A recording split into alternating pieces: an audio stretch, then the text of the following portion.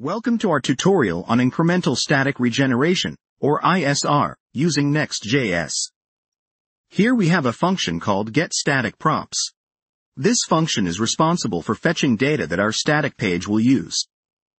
Notice the async keyword, which allows us to use a wait for fetching the data asynchronously.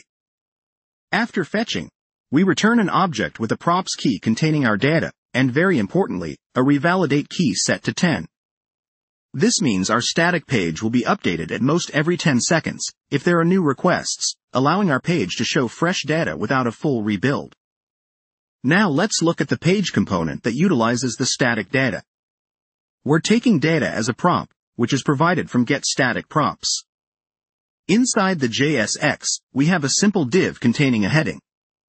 Below the heading, we have a pre-formatted tag where we JSON stringify our data, allowing us to display it in a readable format on the page. This component renders the static content on our website, and thanks to ISR, this content can be periodically updated without needing to regenerate the entire site. Let's recap the power of ISR with Next JS.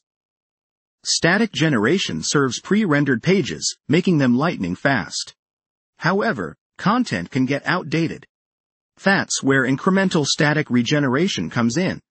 Instead of rebuilding the whole site or page manually, ISR allows the page to regenerate in the background after a specified number of seconds. This keeps the user experience seamless, without any interruptions or delays in page loading.